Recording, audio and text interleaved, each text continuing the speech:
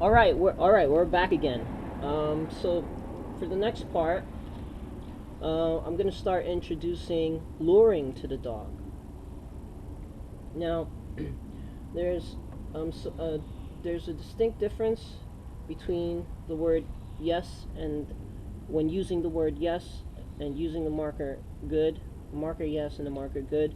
How Michael Ellis tends to do it is with the word yes, you reward, but you allow the dog to break position, pull the dog off of a position. For example, if the dog is in a sit, I say yes, and I move the dog out, move the dog off of position, just so that we can have a good contrast in what it is that we want the dog to do. Whereas the word good can also be a marker where you're also rewarding, but the dog's in place. So if I want the dog to SIT, and I want the dog to stay there and build on duration, I can use the word good. So it'll look like this. Good. And I feed the dog in place. Good. Feed the dog in place. Good. Feed the dog in place.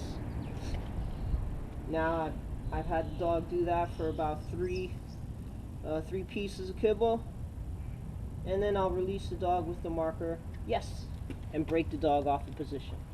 Good. Good. Good. Okay.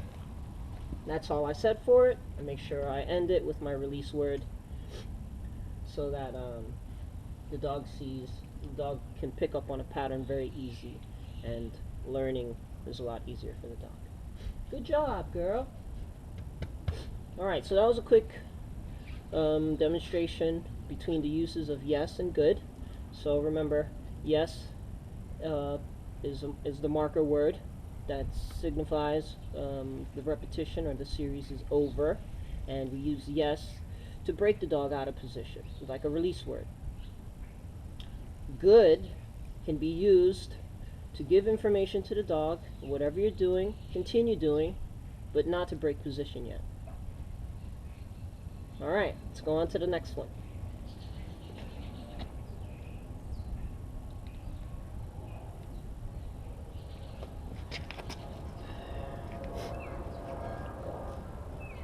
Alright, so I'm going to do a couple of reps to show you where I teach the dog how to lure, which simply means follow my hand with the food reward. And you want to make sure that the dog is pushing against your hand. Now, the proper way to deliver the food reward is you want to get something that the dog finds highly motivating. Second, you don't want it too small. You don't want it too small where the dog's like, oh, what the hell is that? That's like cheap, it's not worth it. The other thing is, you don't want it too big where the dog spends more time than necessary to finish it, right? Because timing is kind of crucial. We want to make sure we keep the dog engaged, give the dog food appropriate size where he takes it, finishes it, looks up at you and says, give me more. So depending on the dog, you're going to cut up the sizes. This is the size that I use. I use food rolls, which are pretty good.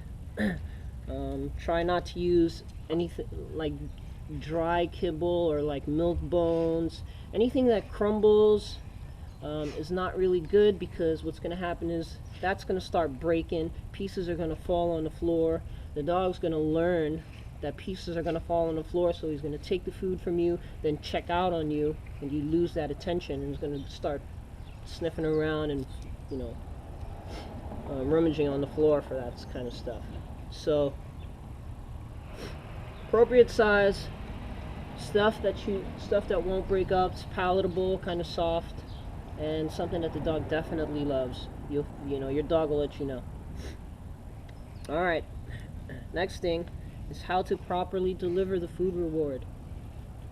It is poor habit to give a dog food like this, because you see what's happening? Look, it's biting my finger. Ouch. Right? Don't give the food that way. If you have a highly excited and motivated dog, out of excitement, they'll start snapping and then they'll clip your fingers. You don't want a dog to practice that. They're not doing it intentional. It's just they're very, very excited. So the proper way to deliver the food would be to Sheba, sit. No. Good.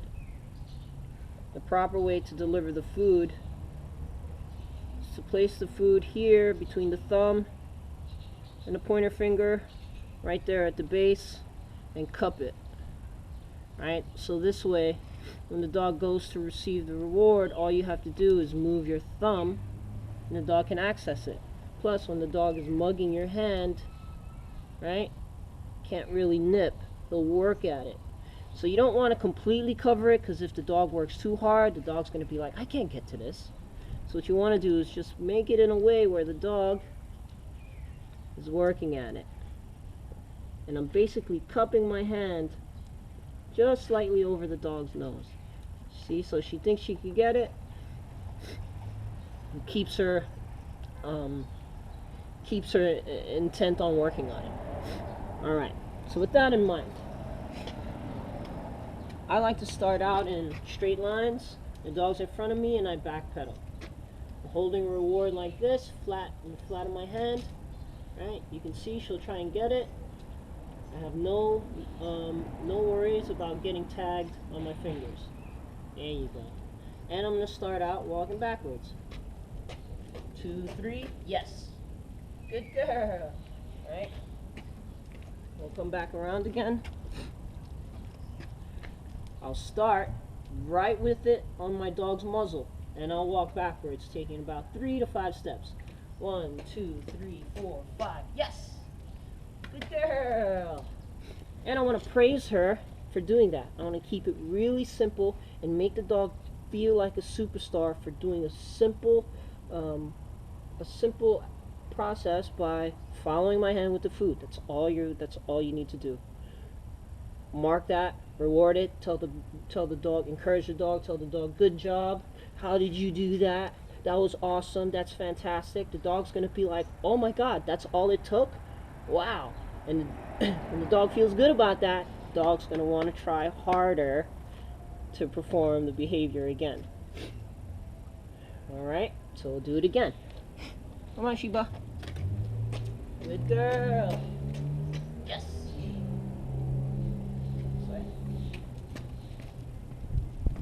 Yes. Yes. Good girl. Alright. How did you do that? That was good. Right?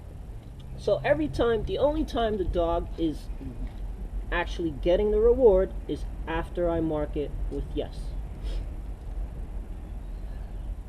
Alright. Let's on to the next one.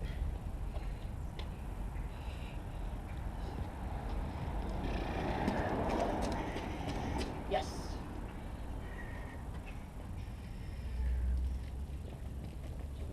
Yes. Good girl. There you go. Yes. Good girl. This way. Yes. Good girl. Come on.